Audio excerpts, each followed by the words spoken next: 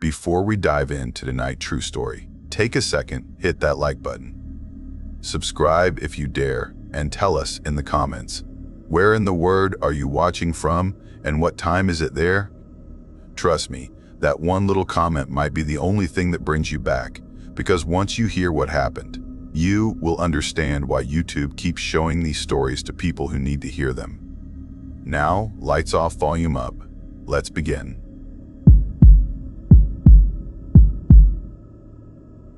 I'm Erica. I had just finished 4 back-to-back overnight shifts at a gas station near Maple Creek, Ohio, my mind buzzing from fluorescent lights and endless receipts.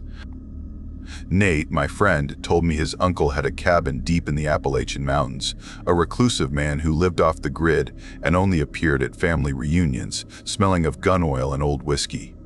He barely spoke, and the cabin was mostly for hunting, though even that had become rare. Nate said we could use it for the weekend. I was exhausted. I did not ask questions. I just wanted quiet, a break from time that never felt real. Clara, our friend, and her boyfriend Ryan were supposed to join, but Clara had to cover a shift, so it was just Nate and me driving up first. Nate's car, an old hatchback with doors that did not match and a suspension that groaned, took us off the highway at a town called Birch Hollow. The road narrowed into twisty, shoulderless lanes that disappeared into the thickening trees. No streetlights. No signs. Just dark trees pressing in. Then came the gravel track, rough and uneven, like it dared us to continue. Branches whipped the car, scraping the sides. Nate said, "We are almost there," in a voice that sounded both hopeful and regretful. Finally, a clearing appeared. The cabin sat at the edge, surrounded by pines that seemed unwilling to let it leave. It was a single-story log cabin, blackened from years of weather. The porch sagged in the middle. A crooked chimney jutted from the roof. Only one front window stared like an eye. The door looked like it had not been locked in decades. Inside, the floors creaked. Dust and mothballs thick in the air. Antlers hung on the walls. A kerosene lamp sat on a table, scarred but stubborn. The kitchen had a hand pump faucet, and Nate warned me there was no running water without wrestling with it. The generator sat in a shed, a pull cord type, coughing like a dying lawnmower. It took 6 tries to get it going. No Wi-Fi. No service. One flickering bar if Nate stood perfectly still outside in the driveway. We unloaded our poorly planned supplies. Cans of chili, frozen food we could not cook, 2 packs of cheap beer, and a stack of VHS tapes Nate found in his father's garage. He brought a VCR and a tiny TV that weighed more than it looked. Nate claimed the bedroom, and I took the couch. We drank beer and started a terrible kung fu movie before both of us fell asleep. I woke at 2:17 a.m. The generator had died. The forest was quiet in a way that made my ears ache. Then I heard it. 3 knocks. Not the door, the wall. Deliberate, heavy. I froze. Nate snored in the bedroom. I held my breath. Another 3 knocks, then silence. I did not sleep again. Dawn arrived slowly, fogged windows and condensation like someone had breathed on them. I went outside, trying to clear my head. A narrow trail curved down behind the cabin, covered in leaves, disappearing fast into the woods. When Nate woke, I asked if he knew about it. He shook his head. No idea. Maybe hunting, maybe not. At noon, Clara texted that they were leaving to come. That was the last message. By evening, anxiety gnawed at us. Nate climbed the roof, waving his phone like it might catch a signal from the sky. I told him not to stress. Clara and Ryan could be stuck. The generator died again. Then the back door creaked open. I called Nate, but he was nowhere. Flashlight in hand, I scanned the clearing. Someone ducked behind a tree, pale, too thin, moving in a way that was not quite human. I whispered hello. No response.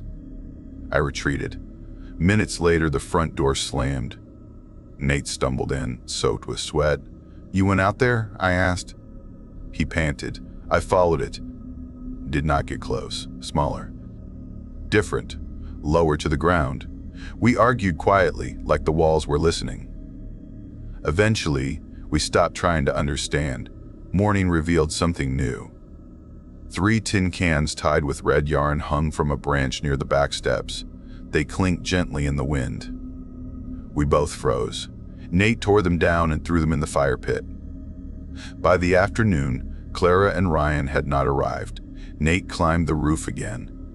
No signal. Midnight came. 5 knocks on the floor, 5 more on the back door.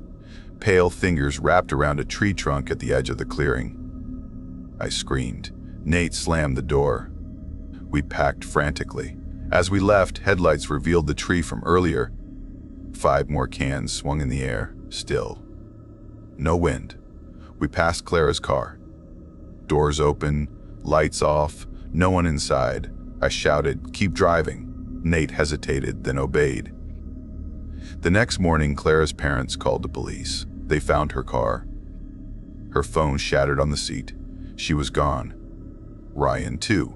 I do not know what haunted the woods behind that cabin. I do not know what left the cans or the messages on the windows, frost spelling words no one had written. Sometimes, late at night, I hear it.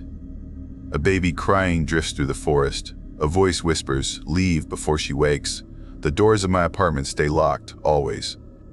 Even when I'm home, even in the middle of the day. I have kept the name Erica. Nate is still the same. The cabin belonged to his uncle, a man who vanished into obscurity. I will never go back. The Appalachian Mountains hold too many secrets, too many eyes. I will not be curious again. I will not let my guard down. Every shadow in my apartment makes me flinch. Every creak, every thump reminds me of that weekend. I tell this story to warn others. The woods are patient. They wait. They watch. And sometimes they call. I needed to get away. I could not remember the last time I had slept a full night. My name is Lena, and I booked a solo cabin trip in the Appalachian Mountains to escape Knoxville. The city had drained me. Sirens, delivery scooters, screaming neighbors, and a boss who thought exhaustion was productivity. I was running on fumes. The cabin belonged to a man named Jonas, a coworker in the office I barely knew.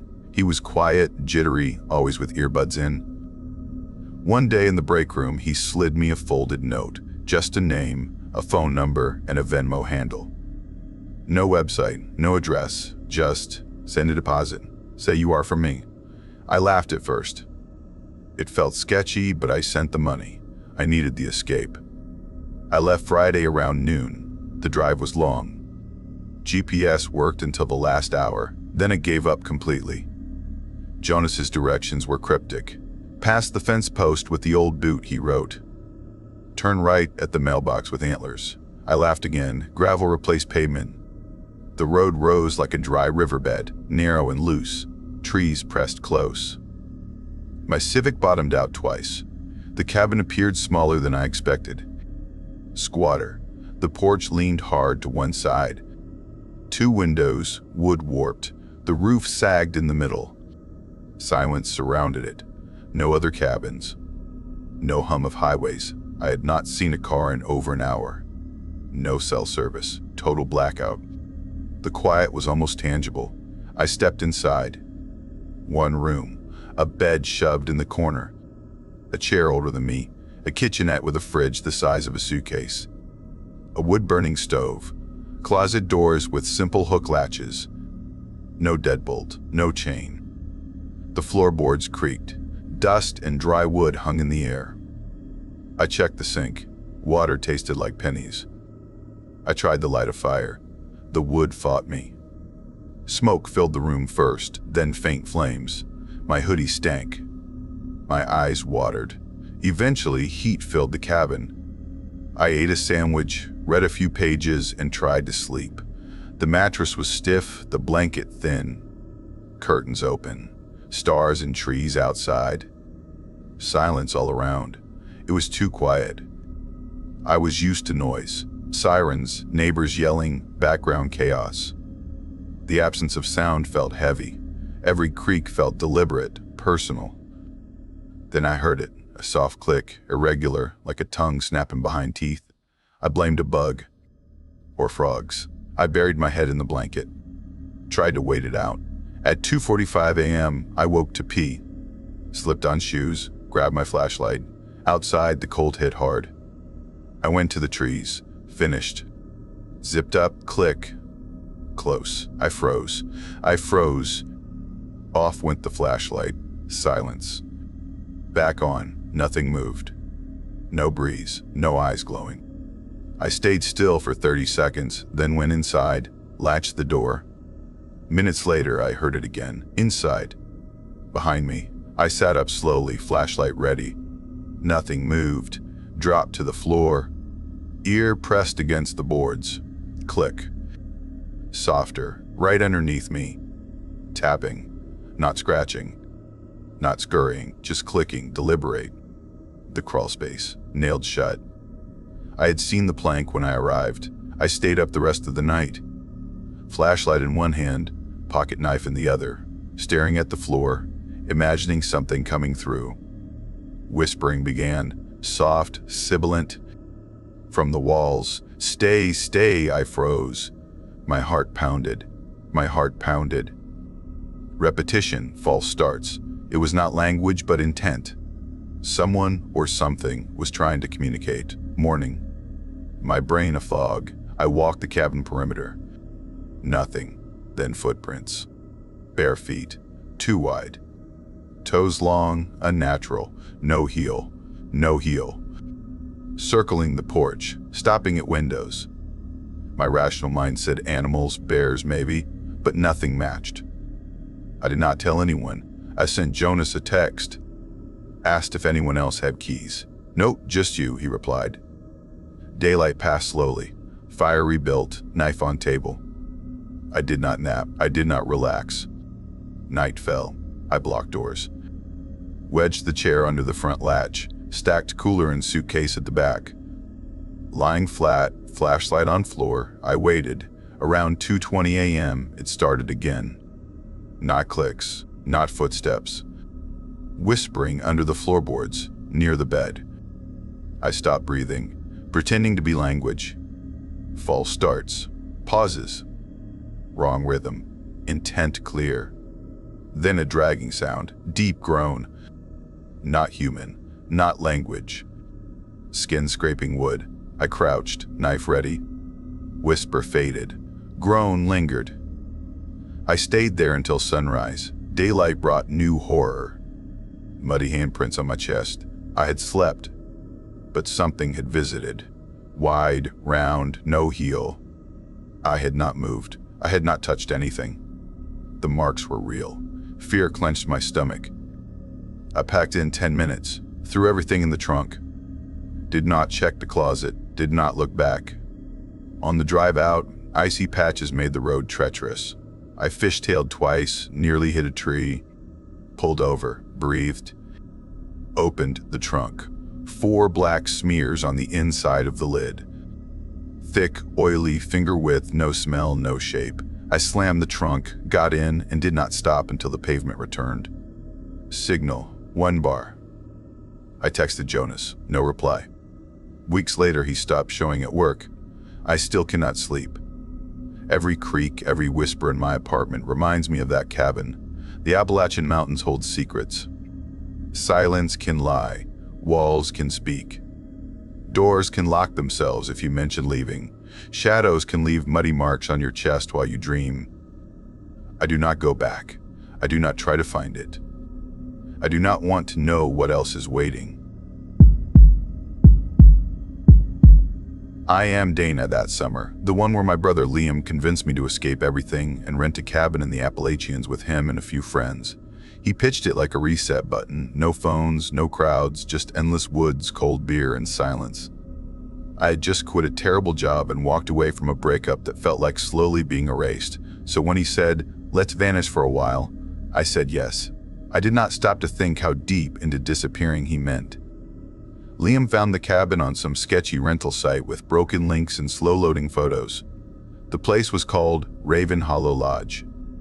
I asked where it was. He said somewhere past Gray Ridge near the state line, remote enough it felt almost unreachable. The pictures showed a log cabin surrounded by thick trees, a wraparound porch, no neighbors, no directions, just vague reviews saying it was quiet, isolated, perfect for those who liked solitude. No star rating, just strange comments. 5 of us went, me, Liam, his girlfriend Clara, and our friends Marcus and Evan. We had not hung out in ages, so it felt like a reunion/therapy retreat. We split into 2 cars for the drive. I went with Liam and Clara. The deeper we drove, the narrower the gravel road became, branches slapping the windshield. Clara muttered, "Nobody should live here," barely audibly, but I caught it. The cabin looked older than photos, dark wood nearly black, porch sagging, rusted swing barely moving. Inside smelled of wet wood, metal, and something sour like mildew. Furniture was handmade, heavy, and mismatched. No signal, no Wi-Fi, a tiny battery radio giving only static. The mountain felt sealed off. That first night was almost blissful.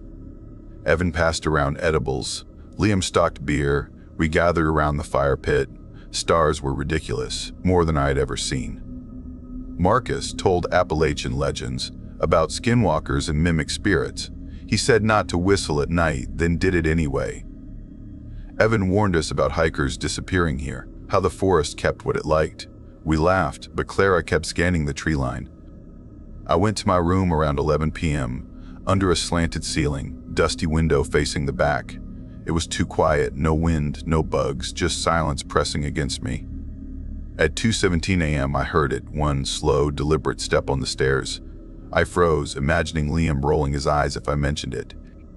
I stayed under the blanket, heart hammering until light crept through the window. At breakfast, Clara's phone was gone, banished from the coffee table. One of my socks also disappeared. Marcus joked, maybe the cabin has a foot fetish, until he noticed his watch was gone too. That afternoon, we decided to hike. There were no marked trails, just endless trees.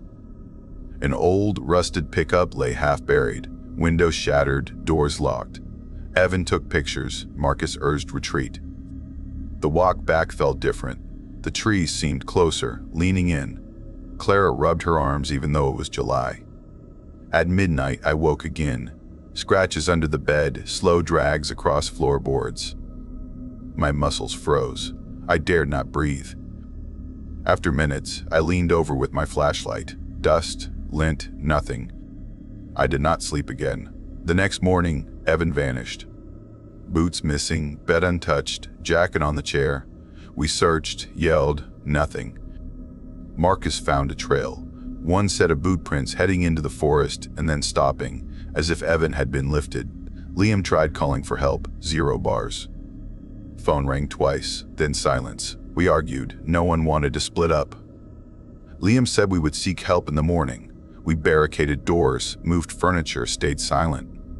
At 7:45 p.m., power cut out, total darkness. I peeked. Evan, or what looked like him, was outside, shirtless, pale, head tilted unnaturally. His wave was slow, wrong. Morning came, the road was gone. Marcus bolted into the trees, vanished. We later found only a torn hoodie. At the cabin, our bags, keys, and phones disappeared. Only Evan's phone remained, recording him whispering about them. They are not people, they copy you, they take your face, static. That night, figures came to the windows, blank faces, slack mouths. Clara gripped my arm, nails leaving marks. Liam whispered, "That is Marcus." But it was wrong. Faces moved wrong. When sun rose, they vanished, no trace. We left, directionless, until we found a road.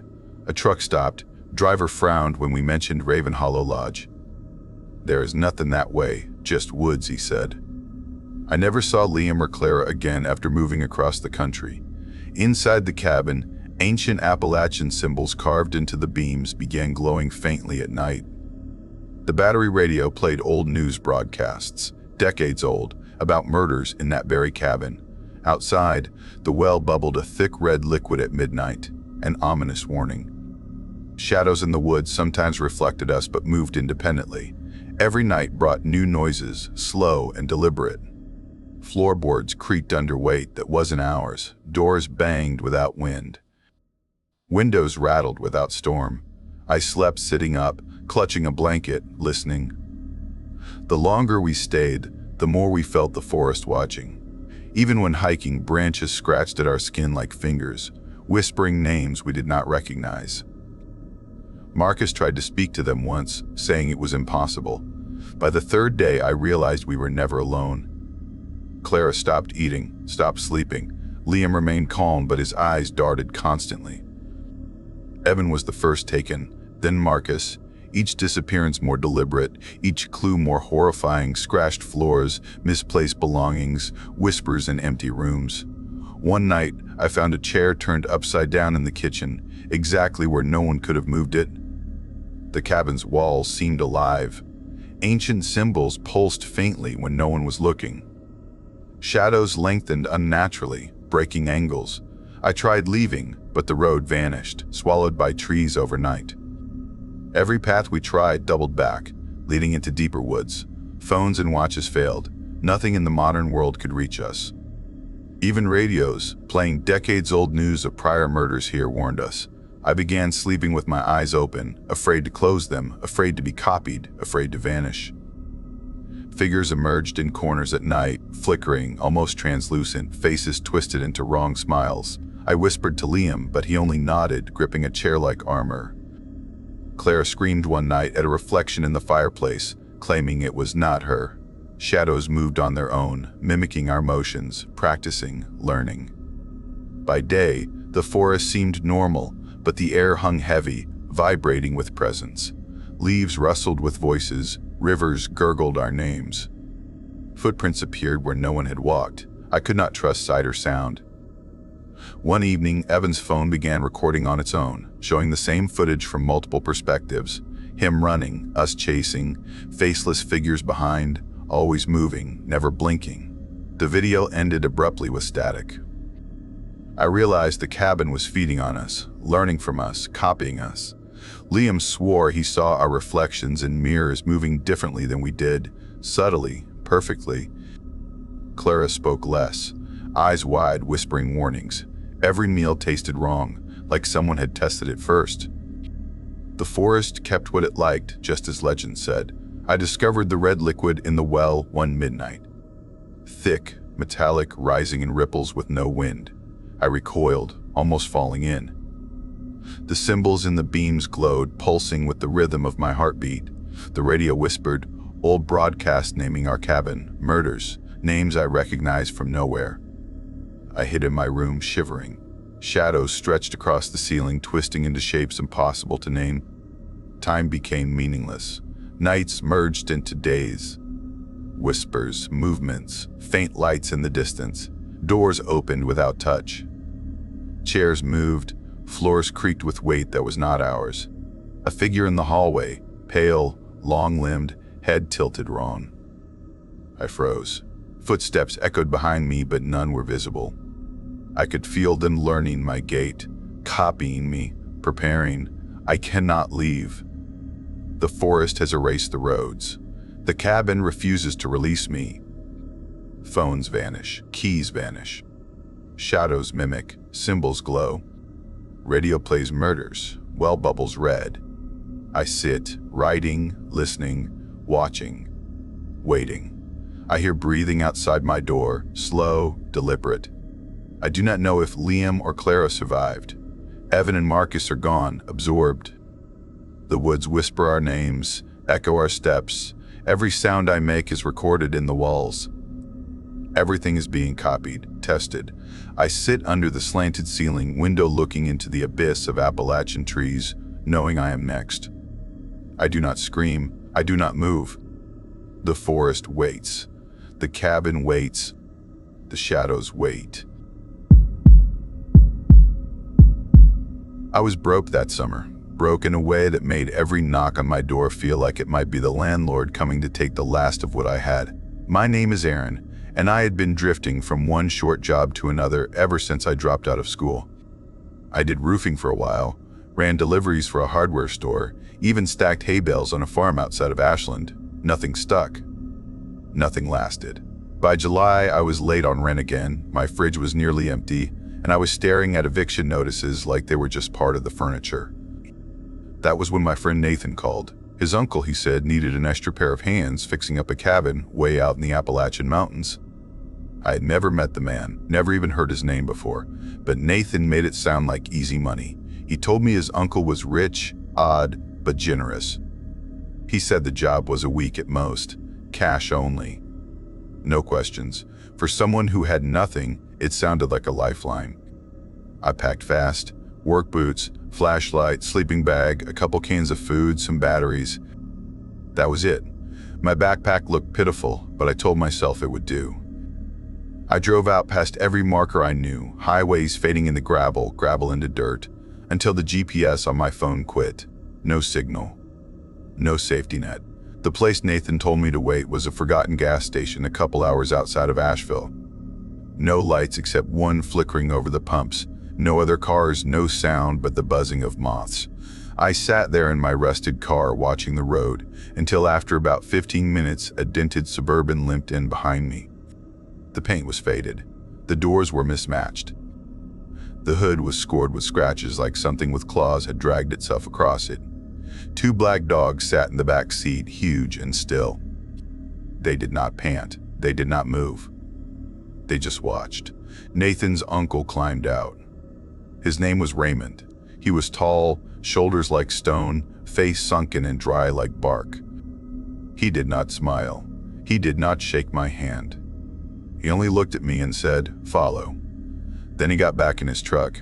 I had the first spike of unease right there, but I shoved it down. I needed the job. We drove. First, it was winding back roads, then gravel that rattled every screw in my car. Then dirt so thin it felt like a path carved only for us. Every turn looked the same. Trees pressed in like they wanted to choke out the light. I stopped checking the time after the second hour. It felt endless. The dogs never shifted.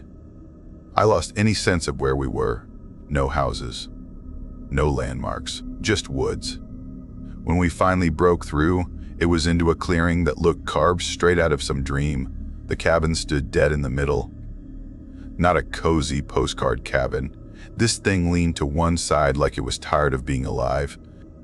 One porch post snapped in half and dangling. Roof covered in a torn tarp. Windows clouded with grime. It looked abandoned. Dropped from the sky and forgotten. We stepped inside. The smell hit me first. Wet wood. Mold. And underneath, a sharp animal stench like fur left to rot. Raymond did not explain anything. He just walked me through the place. He pointed me to a small room. No window. A sagging mattress. A rack with rust running down the legs. A bucket underneath. I stared, confused.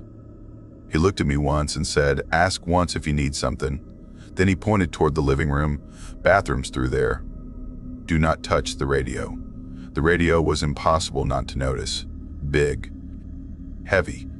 Metal knobs worn down from years. A long wire rigged out the window, frayed like it had been gnawed. It looked older than him. Like something the Navy would have used half a century ago. It did not even look plugged in. I told myself it was none of my business. We worked the next morning. Floorboards rotting, beams caving, brush choking the edges of the yard. He gave me tools but no talk. What he did instead was watch the tree line. He would stop in the middle of swinging a hammer, turn, and squint like he was trying to focus on something between the trunks. The first time I thought nothing of it. The second time I asked if he saw something. He said only, "Nothing worth naming." The word stuck. By the third night, I could not ignore it. Something woke me, a sound. Scratching, rhythmic, coming from behind the wall where my bed pressed up. Not frantic. Steady, claws. Tapping, looping, over and over. I froze under the blanket. Listened for an hour, then it stopped. Silence. Too clean. Too sudden. In the morning, Raymond stood outside with one of the dogs by his feet. I noticed only one. When we arrived, there had been 2. I asked if the other had run off. He shook his head, voice flat. It is not like that. That night, I dragged the metal rack in front of my door. No windows meant I could not see outside, which felt safer somehow. Around midnight, I heard it, heavy steps on the deck. Slow, dragging. Boots scraping the wood, not like an animal. Measured, human. Then a sliding sound along the outside wall, right where my head was. A knock followed. Then 5 more, spaced like a heartbeat. Raymond handed me chalk in the morning, white. Dull, he said, mark your door tonight. One line, if it changes, wake me. I asked what he meant by changes. He said nothing, just looked away. That night, I obeyed, drew a line across the wood, sat on the mattress. At 2:17 a.m., something landed on the deck, not a thud, more like a body being dragged. The dogs growled. One barked, then a scream. High, violent, cut short, like someone snatched it out of the air. Then silence. The kind that is alive. I slid to the floor, heart hammering, and pressed my ear against the door. Inside, something moved inside. Bare footsteps, wet, slapping wood, coming closer, then whispers. From behind the wall again. Not English, slurred, warped, like someone speaking underwater. Then a twist. My name, almost. Wrong by 1 syllable. The next morning, Raymond was already outside, dirt caked on his hands, shotgun on his back. I asked what happened. He stared through me and said, it got closer. He told me to take the ATV and leave for the day. When I pressed him, he said only, it is older than the forest, older than words. You do not look at it, you do not listen. You survive. I rode until I found a creek, killed the engine. Sat there all day. When I returned after dark, the cabin lights glowed. The porch was empty, the shotgun gone. Raymond gone. The radio hissed with static, like it had been whispering since the moment I left. That last night, I locked the door again, drew the chalk mark, waited. At 1:49 a.m., the power died, black. Doorknob rattled, footsteps inside the room. Wet, bare. A knock, then 5 more. The whisper returned, right at the door, breathing through the cracks. This time it said my name perfectly, my voice. I do not remember what happened next. I must have passed out. When I woke, dawn crept through, the door wide open. Chalk line gone, floor damp. Pillow smelling of dirt. Raymond never came back. I packed what I could and walked until I had signal, called Nathan. Told him to pick me up at the same station. But before I left, 3 things happened that I cannot explain. The first, I woke one night to find all the furniture in the cabin stacked in the middle of the living room, balanced in impossible ways. No sound had woken me. No sign of who had done it. The second, in daylight, when I stepped onto the porch, I heard boots dragging. Long, slow drags across the wood. No one there. Sun bright. Still the sound moved, circling.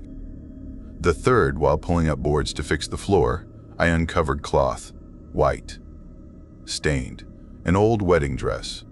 Buried under the cabin, still wet with blood that had not dried. I put it back and never spoke of it. I never saw Raymond again. The cabin is probably still there, leaning, waiting, with the radio hissing. Sometimes, in the quietest hours of the night, I hear it again, a scrape against the wall, a whisper almost saying my name, and I wonder if I ever truly left those mountains. I was 28 when I booked a cabin deep in the Appalachian Mountains of western North Carolina, and my name is Evan. I had just clawed my way out of a 6-year relationship that hollowed me out and left me raw. Too many messages, too many expectations, too many words that filled my head until I wanted only silence, real silence. The kind where you could hear your own breath and nothing else. No phones buzzing. No screens glowing. No voices demanding more. I wanted the mountains to scrape me clean. It was not a resort place.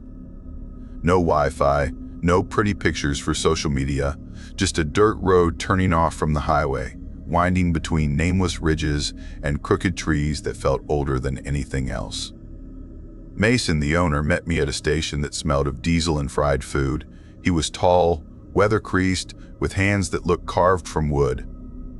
He said little, just handed me keys and told me, "Tire swing marks your turn." That was all. The road ate my car tires as I drove deeper. The cabin stood waiting, leaning, its windows blind, a clawfoot tub inside that gleamed too clean, like someone polished it but never filled it. The first days passed in quiet. I unpacked, burned wood in the fireplace, walked ridges until my lungs ached. I read until my eyes blurred. I soaked in that tub until the water chilled my skin. I thought I had found the silence I was hunting. The cabin had one high window facing the forest. The glass was warped, turning trees into twisting shadows even when nothing moved. On the second night, I realized I had not checked my phone once. No signal, no news. Just me and the hush. It was perfect. The third night snapped the spell. At 2:03 a.m., I woke to wrong air. Heavy. Pregnant. The generator had stopped. The silence after it sputtered was not peace. It was a suffocating blanket. I grabbed my flashlight and pulled on clothes, stepping into the cold.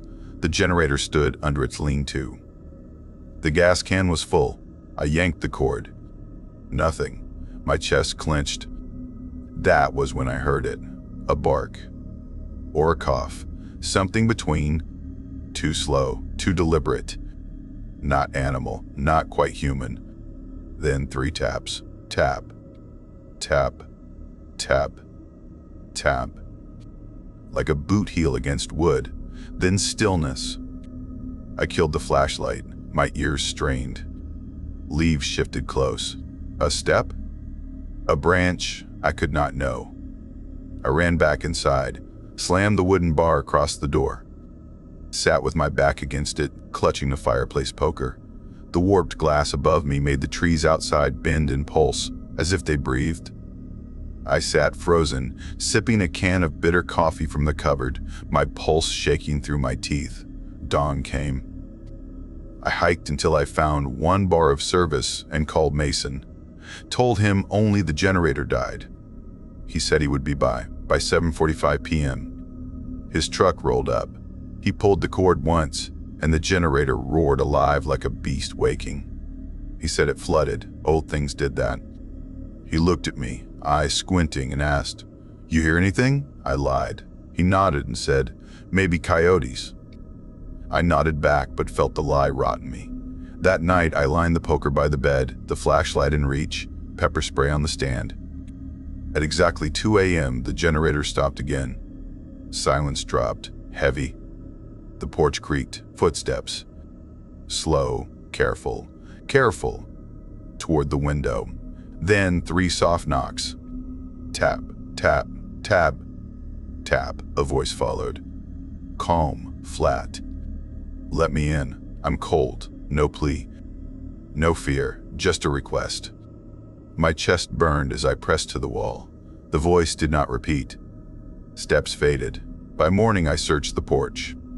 No prints, no sign. Just me, shaking, shaking, hungry. I called Mason. Asked if wanderers ever came through. His paws stretched.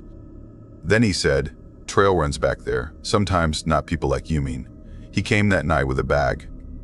Inside were coarse salt, twine, and a bell. We poured salt lines at the doors. We tied the bell above the porch. He told me, "If it rings, don't look. Don't answer."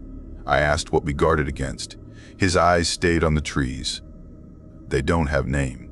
That night I slept clothed, weapons close, at 1:59 a.m. The generator died. Silence swallowed the cabin. The bell chimed, soft, then louder, then gone. Footsteps dragged across the porch. The voice returned. "You left the back open." It was calm, certain. Then 2 dull knocks against the back wall. I flipped the flashlight. The bulb burst in my hand, sparks stinging my skin. Pain shot up my arm. I froze. The bell fell still. I sat motionless until daylight bled in. The generator sputtered back, uncalled. I checked the salt, intact. The bell, hanging quiet. No prints in the dirt, no marks. Just me. But three things followed. The woods themselves went silent in daylight, unnaturally still, as if everything living paused to listen. Even the insects hushed. I stood frozen in that kind of quiet, knowing something else was there. Another night I woke clutching something. My fist tight. When I pried it open, long strands of black hair curled against my palm. My hair is light. No one else had been inside. It smelled damp, like river water. I stuffed it under the mattress, afraid even to touch it. On the final day, I found the guest book. A ledger on the shelf, pages yellowed, names scrawled in different hands, each marked with dates of check-in. No one signed out. Ever. The last entry was over 40 years old. I left the cabin before nightfall, packed in silence. Did not look back at the ridges twisting behind me. The dirt road spat me out onto the highway, and I drove until I saw green road signs again. Mason never answered my calls after. The listing for the cabin vanished from the site. Gone, like it had never been. But in dreams, I still hear the bell, chiming once, twice, then silence. And the voice waiting beyond the door, certain I will answer next time. I was not looking for anything spiritual or life-changing when I agreed to that trip, only silence. My cousin Ray called it a reset week, a chance to throw away clocks and screens and spend time out in the Appalachian Mountains like we were kids again.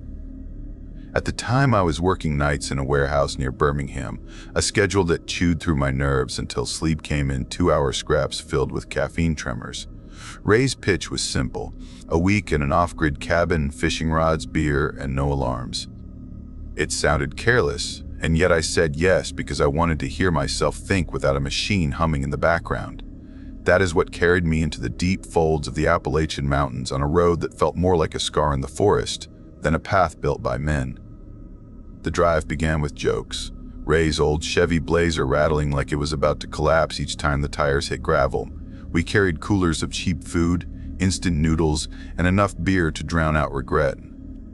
The highway fell away behind us, replaced by curves that twisted back on themselves until even the GPS gave up. The final stretch was just trees closing in so tightly I thought the world outside no longer existed. We reached the cabin late afternoon, perched on the edge of a slope that dropped into an endless spread of dark pine. The place looked temporary, like it had been nailed together by someone who needed shelter for a week and then never returned. Weather-cracked siding, one shutter hanging loose, porch railing broken, no other tire tracks in the dirt, no other voices, just us. Inside, it was barely more than a room with corners pretending to be bedrooms. A mildew-smelling couch, a tiny kitchen with counters you could touch with both hands outstretched, and a wall clock that ticked like it was measuring your heartbeat. The silence inside was thicker than outside. I told myself it was peaceful. I wanted it to be peaceful. That first night we grilled burgers on a rusted fire pit, talked about stupid high school stories, and drank until the stars blurred. No strange noises, no shadows moving between trees, only quiet. The second night broke that calm. At around 2 in the morning, I woke up with the urge to piss, too stubborn to face the humming toilet. I stepped outside barefoot, the wood of the porch rough under my heels. Moonlight gave me enough to see shapes, silver outlines of the trees. That is when I heard it, a slow crunch of weight on dry leaves maybe 20 feet into the tree line. Then another, perfectly measured. I froze. Deer crash through, they do not creep. Coyotes move in groups. This was different. This was deliberate. I whispered Ray's name even though I knew he was inside. The second I spoke, I heard breathing. Not animal breathing, human. Close. I backed to the door, hand shaking on the knob, and slipped inside without looking back. By morning, I convinced myself I had exaggerated. I said nothing to Ray. But that night, I could not sleep. After he crashed on the couch, I stayed at the kitchen table with a deck of cards I found in a drawer. The lamp buzzed above me, louder than my own thoughts. Midnight passed. At 1:30, I heard gravel shift outside. Then came 2 soft knocks on the door. Tap, tap, tap. I held still, ears straining. The clock ticked. Nothing else followed. 15 minutes later, another knock, slower, deeper. I turned on every light in that cabin, checked the locks twice, and sat awake with a kitchen knife across my knees. The next day, we drove into the nearest town, a place that looked like it had been swallowed by time. 1 gas station, 1 diner, half the storefronts boarded. I asked the man behind the counter if bears or kids ever bothered people near those woods. He looked at me for a long moment and finally said, "People don't go up there anymore." He would not explain, he only added, "They hear things." His eyes did not leave mine until I turned away. Ray still treated it like a joke, but that night he woke me around 2 a.m., his face pale. "There's someone behind the cabin." We crawled to the kitchen window and peered out.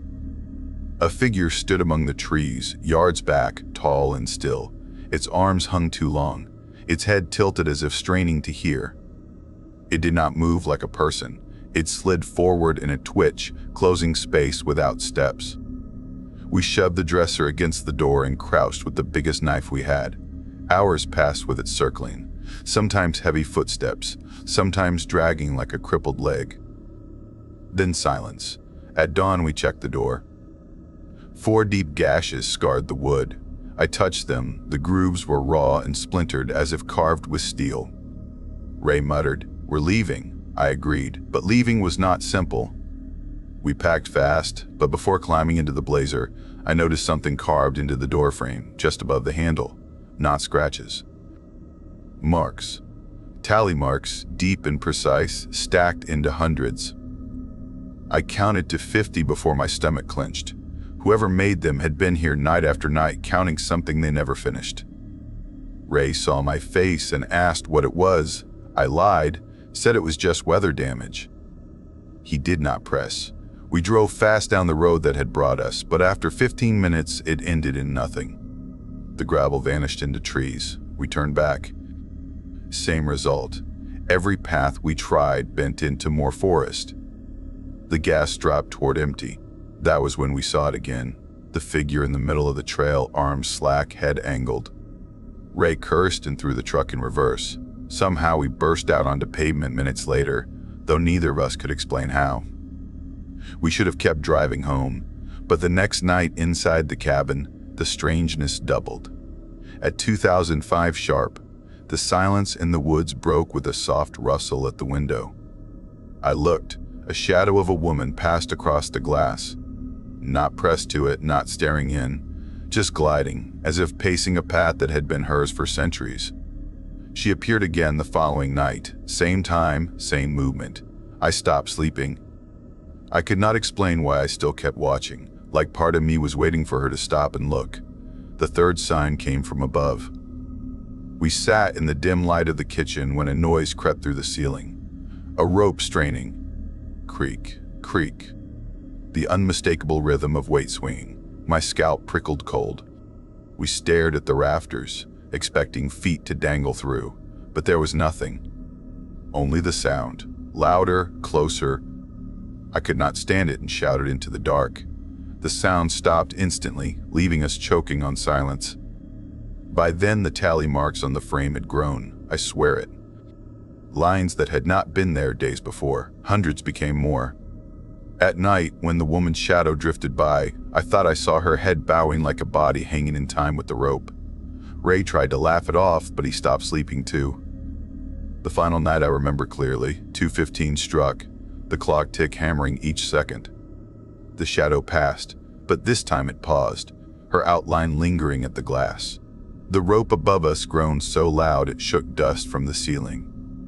I thought the rafters would crack. Then came new tally marks, gouged into the wood right before our eyes. Long, fresh cuts, counting us. We left everything behind, sprinted to the truck, and drove until the forest blurred into highway. When we reached home, Ray tried to find the listing online. Gone, no record. I told myself it was done, but last week I found something in my mailbox. An envelope with no return address. Inside was a splinter of wood, smooth but scarred with thin grooves. Tally marks, exactly where our hands had touched the cabin door. I counted them once. There were 2 new marks, enough for both of us. I was not planning on this when I agreed to help out, but the money seemed too simple to refuse. My name is Daniel Reed, a history student at Ashfield University. I was 23, broke, and staring at another semester of loans stacked against me like a mountain I could never climb. I thought 2 nights in the woods, watching over a forgotten hunting cabin, sounded like easy cash. A man named Rowan, an old friend of my cousin Eric, owned it. Rowan had not stepped foot there in years. He only wanted someone to make sure the roof was still on, the generator worked, and no wild animals had turned the place into their den. He promised $200 in cash. No paperwork, no questions. Just look, stay, leave. I did not think twice. The drive into the Appalachian Mountains felt endless. Trees swallowed the sky. The air thinned as the road twisted higher. Asphalt ended and gravel began. At the gate, a rusted chain hung loose with a padlock clipped open, like someone once cared to secure it but gave up long ago. The path was more trail than road, narrow and winding. My old sedan groaned up switchbacks, the frame rattling each time the wheels hit loose stone. Service bars vanished around 20 minutes in and never returned. No calls, no maps. Just the forest closing in tight on every side. When I reached the clearing, the cabin waited like a relic from another century. Its siding had gone pale green-gray. The porch sagged beneath the weight of time. 2 rocking chairs slumped in defeat. One leaned hard to the side as if someone once tipped in it and never stood again. The front door was heavy oak, its black hinges thick enough to stop a bear. Windows were squared, narrow, more like holes cut for hunters than a home. Inside, the place was bare. A rolled sleeping bag sat on a cot, 1 wooden table, 1 crooked chair. A fireplace stuffed with soot, a propane stove that reeked faintly of gas, like someone forgot to close the valve years ago. The walls unsettled me most. One side of the room was lined with rifles mounted on pegs. Beneath them, shelves full of dust-caked ammunition. I did not touch them. I brought my own food, my own sleeping bag. Behind the cabin, the generator sat on cinder blocks, a half-empty gas can waiting. I poured it in, pulled the cord. After coughs and metal shrieks, it rumbled alive. Loud, steady. I tested the lights around 7:45 p.m. They buzzed, flickered, then held. I cooked rice poorly, ate straight from the pot, then sat on the porch. The night was silent, not peaceful, just empty. No owls, no planes, no cars in the distance. Just wind whispering through trees, branches snapping now and then, making me jerk my head like prey waiting for teeth. Around midnight, something moved. Not crashing, not thrashing, just shifting weight, heavy, deliberate, 40 feet off. I told myself it was a deer. I locked the door, shut off the generator, tried to sleep. But my body jolted awake sometime later, wide-eyed, heart racing like it already knew. Then came the sound. A knock. It was not on the door. It was on the wall, 1 strike. Solid, deliberate. I froze. Then another knock, on a different wall. Not a pattern, just single taps, spaced apart. Slow, intentional. I held my breath, minutes stretched. Finally, I crawled to a window with my flashlight, pressed my face against the glass. Nothing. Dark. The knock stopped. Silence. Then came a sharp clunk outside. The generator died. My chest dropped. Someone had flipped the switch, not tripped. Flipped. I ran barefoot with the light spinning in every direction. Nothing. No movement. No broken branches. No footprints in the soft dirt. Just trees, unmoved, patient. I turned the generator back on. Waited. Nothing. Went inside, locked every bolt. Sat awake until dawn painted the sky gray. Morning was routine. I climbed to the roof, swept wet pine needles, pressed down on soft boards that sagged. I checked the barrels of rainwater, each half full. I walked the clearing. That was when I saw it. A tree stood torn. 4 gouges ripped deep into bark, vertical, uneven, raw. They started 6 feet up the trunk, not tool marks. Not neat, ragged, wild. I took a photo with my phone, no service. Saved it for later. That day, I stayed inside. Ate cold beans from a can. Did not touch the generator. Did not want to glow like a beacon for whatever waited. I sat on the porch with my flashlight in my lap. A rifle leaned beside me. I did not load it.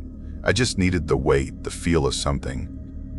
The woods felt too quiet again. The whole forest seemed to hold its breath. Darkness swallowed the clearing. I bolted the door.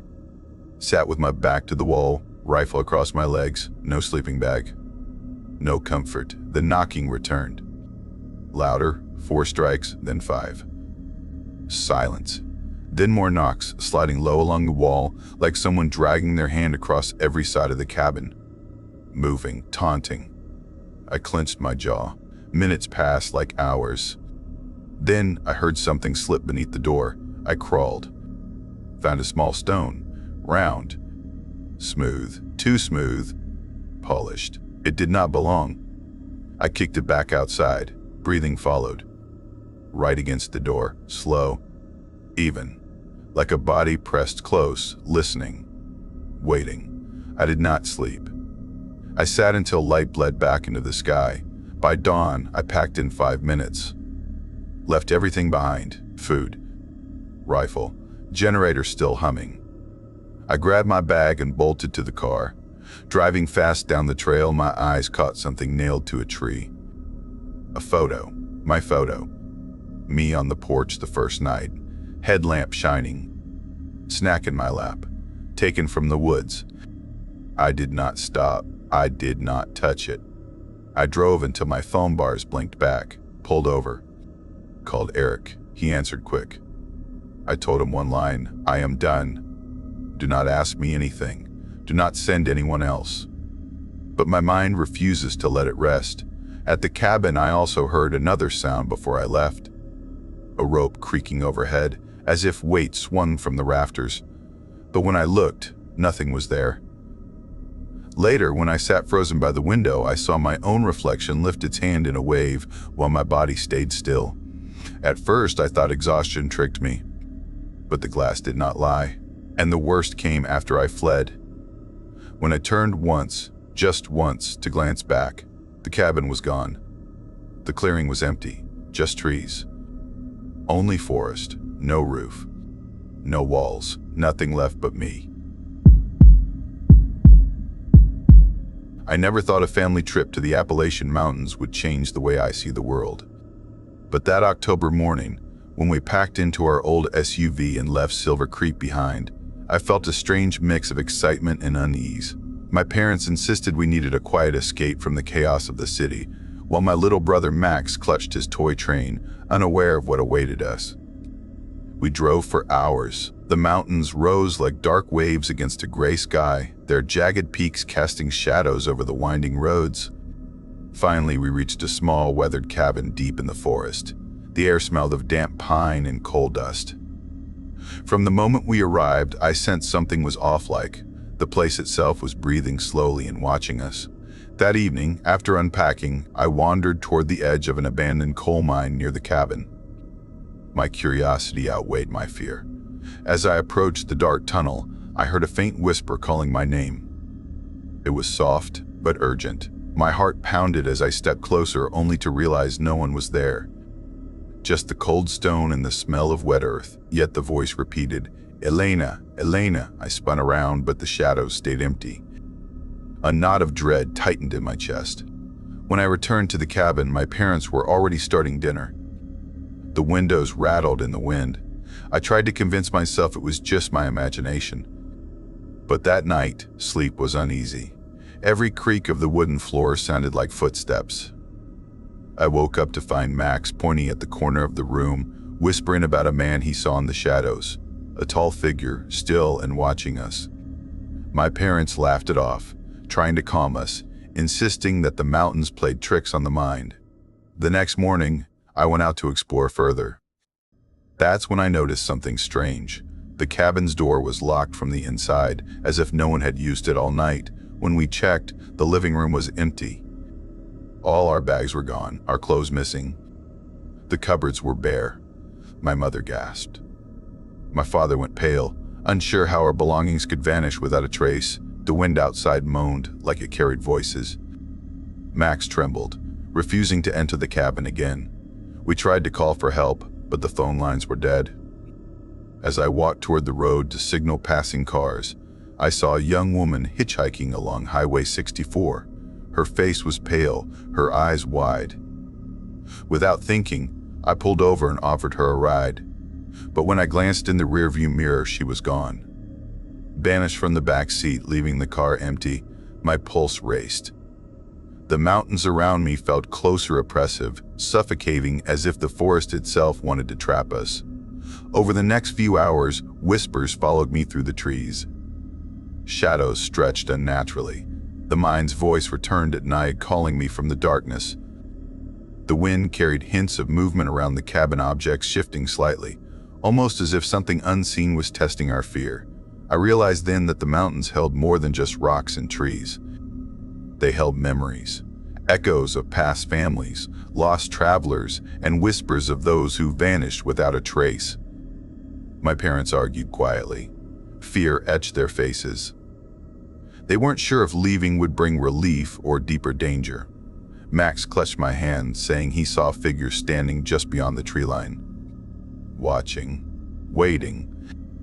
I couldn't deny it. There was a sense of being hunted, an oppressive weight of unseen eyes on our backs. As night fell, I decided to confront the mine again. I grabbed a torch. Each step I took on the gravel seemed to echo like thunder. The whispering grew louder, frantic, almost urgent, spelling out warnings I couldn't understand. Yet, I pressed on, knowing the forest itself seemed alive, shaping paths, diverting me, whispering threats that made my skin crawl. When I returned, the cabin had changed. Subtly, but noticeably, shadows curled where they shouldn't be. Doors slightly ajar, even though we had locked them. A faint smell of coal smoke lingered, though no fire had burned. In that moment, I realized whatever haunted these mountains wasn't just a spirit. It was a presence, watching, testing, feeding on our terror. Invisible, yet undeniably there, shaping reality around us. The next day, desperate to leave, we tried to find the road. But the path wound endlessly, the same curves repeating, the trees closing in. The highway stretched beyond memory. Every time I glanced at Max, he whispered about the tall man in the corner, the woman in the car, and voices calling my name from the mine. Each echo tightened the grip of dread around my chest.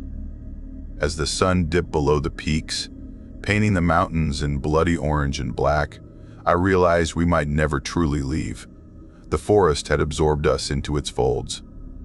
Even now, years later, I hear that faint whispering whenever I close my eyes. Some places remember. Some forests never forget. Some roads, no matter how straight they seem, always lead back to the mountains where shadows linger. And sometimes, just sometimes, I swear I feel her presence beside me, a passenger who never arrived. I hear my name called softly from the dark, leaving me trapped between fear and disbelief. Between the world I knew and the one the Appalachian Mountains claimed as their own. I never planned on spending a weekend lost in the Appalachian Mountains. But our university archaeology club insisted on exploring some rarely visited trails in Crow Hollow. I, Leah Morgan, thought it would be a harmless adventure, an escape from the buzzing dorms and pressure of final projects. A chance to breathe mountain air and snap photos for the college newsletter. From the moment we arrived, the forest felt different. The trees were taller than I imagined, their trunks thick with moss. Their branches tangled like dark veins above us. Sunlight only broke through in thin, trembling shafts. As we unloaded our backpacks, a retired trail guide named Mr. Fallow approached us. He warned us of a strange figure he once saw standing at the tree line, a woman moving silently toward him, hovering inches above the forest floor with no footprints behind her. I laughed nervously, thinking it was just a tale meant to thrill tourists. but the uneasy curl in my stomach refused to let me dismiss it, a warning that something in these mountains didn't like strangers. We wandered down a narrow trail toward an abandoned cabin, the guide's recommendation for study. Inside, dust motes danced in the cold light. The air was thick with mildew and decay. On a splintered table, we found a stack of leather-bound diaries. The pages were brittle and yellowed with age, the writing small and hurried. It told of nights when they come for the children, entire families disappearing without a trace. The words were jagged and desperate. I felt a cold panic coil in my chest, imagining the rooms once filled with laughter, now empty shadows clinging to every corner. As dusk fell, our professor urged us to set up camp near a clearing deeper in the forest. I, anxious but curious, carried a small radio. I hoped to capture some natural ambiance for our documentation, but when I turned the dials, a high-pitched, unmistakable children's laughter burst through the static. It was perfectly attuned to a frequency that seemed tuned just for the mountains. The sound froze me. The giggles echoed around the clearing, coming from every direction at once, but no child was in sight. Only the trees whispered in a wind that didn't reach us. The forest thickened like a wall around us, oppressive and alive. Night fell fully. While the others set up tents, I wandered toward the tree line, drawn by something I couldn't name. There she was, the woman Mr. Fallow had spoken of. Her long hair drifted in a breeze I couldn't feel. Her feet floated above the mossy floor, gliding silently toward me. Her face was pale and unseen, but her presence carried a weight. A cold pressure in my chest. My scream lodged in my throat as instinct and terror warred inside me. And when I blinked, she was gone. Only the echo of movement remained. The whisper of air, the faint scent of damp soil. The hours after that were a nightmare, shifting shadows. Laughter that came from the radio, even when I had turned it off. Glimpses in the corner of my eye where trees seemed to bend and twist unnaturally. My pulse raced, my breath shallow. The Appalachian Mountains around us were no longer a place of beauty. They had become a cage, enclosing us in an impossible labyrinth of trails that twisted back on themselves. Paths led us to the same cabin, the same clearing, the same whispers. It was as if the forest itself were alive, tracking our every step. Our group huddled together, speaking in whispers, afraid to move, afraid to breathe too loudly. Each time I dared glance toward the tree line, the woman reappeared, drifting closer. Her hands never touched the ground, her gaze fixed and endless. My friends' faces reflected the same terror I felt, eyes wide, hearts pounding. The forest pressed down, and their voices trembled as if they were hearing not just the children's laughter but something else. Something older and more patient, something that had waited for decades in these mountains for wanderers like us. As dawn approached, we tried to find our way back to the main trail, but the Appalachian Mountains had shifted around us. Ridges and valleys bent in ways that made no sense. The trees formed walls. The cabin, the diaries, and the radio sounds repeated. It was a looping nightmare, where the past and present collided. Vanished families seemed to reach out through the air. I realized then we were being drawn into the memory of the forest itself. Every echo, every rustle of leaves, every floating figure was a message. The mountains didn't forgive intrusion. Even when we stumbled into a familiar clearing, gasping and exhausted, I could still feel her presence at the edge of my vision. Her gaze burned through the trees. The radio crackled softly in my hand, playing children's laughter, and I understood, with terror sinking deep into my bones, that the Appalachian Mountains keep what they claim. Time bends for them. Some spirits are patient. Even when we left Crow Hollow, each of us carried a piece of that haunted forest, a whisper in the wind, a shadow in the corner of a room, a fleeting laugh that no one else could hear. I wonder if anyone truly escapes these mountains, or if we are forever part of their story, trapped in a loop of fear and memory that stretches beyond any map, beyond any trail, beyond anything I thought I understood about the world. And even now, I hear that laughter. I feel that presence. I know the Appalachian Mountains are patient. They are waiting. and they are always watching. I never imagined that what started as a routine patrol through the Appalachian Mountains would become the most terrifying experience of my life. As a forest ranger, I had grown used to the silence of these peaks, the cold wind brushing through dense pine needles, the distant calls of birds that vanished before I could locate them. But that October evening, something felt wrong the moment I turned onto the narrow, winding roads of Crow Ridge. The fog was thick enough to hide even the largest boulders, and my Jeep's headlights cut through it like knives, illuminating only jagged tree trunks and the occasional glimmer of moisture on the leaves. Then, suddenly, there she was, the woman in white. She appeared only in the light's glare. Her dress floated around her as if it had no weight. Her feet didn't touch the ground as she drifted closer. Pale and silent, she moved toward me.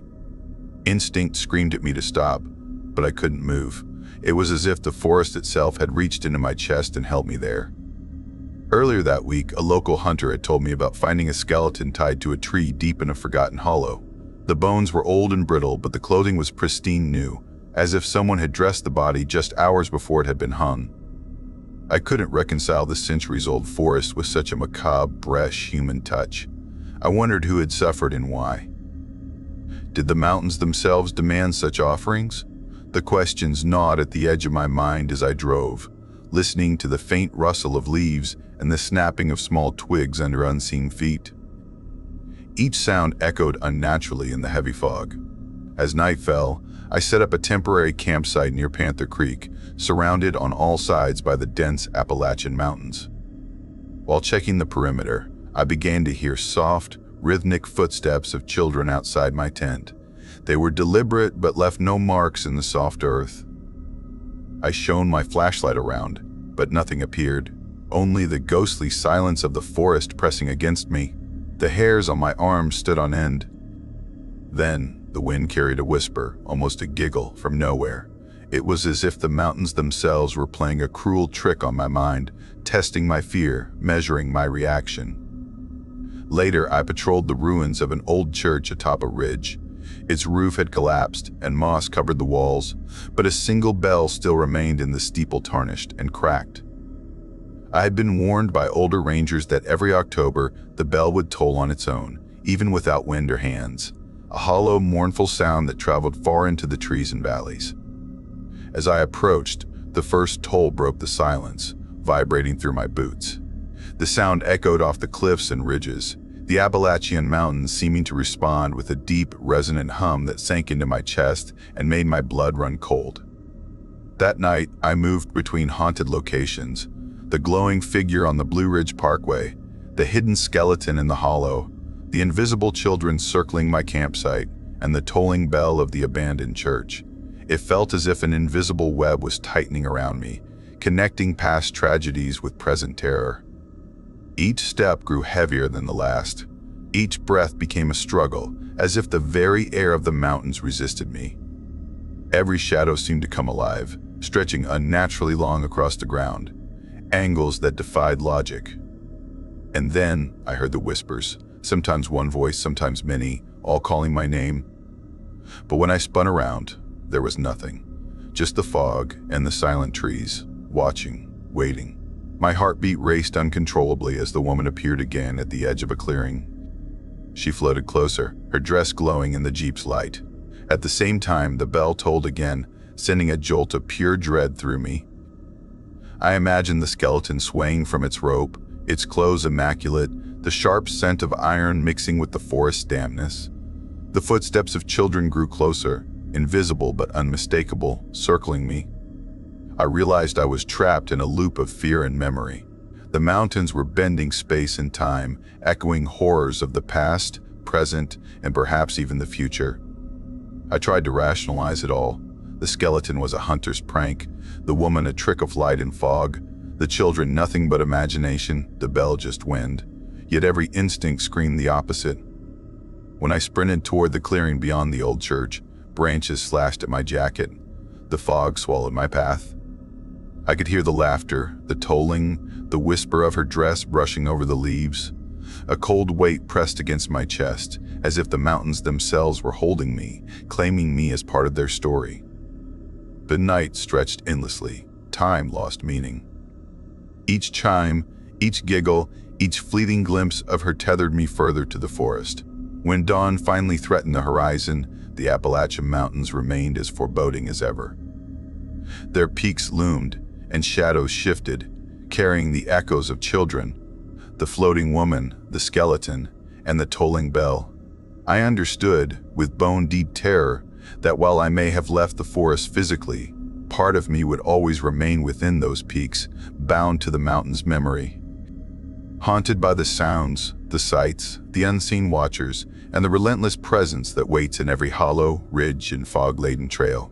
Even now, years later, when I drive along empty roads or hear the distant clang of metal or a faint giggle in the wind, I know that the Appalachian Mountains have not released me. They never will, and some part of their darkness follows every step I take, reminding me that the forest remembers, it watches, and it always claims what wanders too far into its shadowed heart.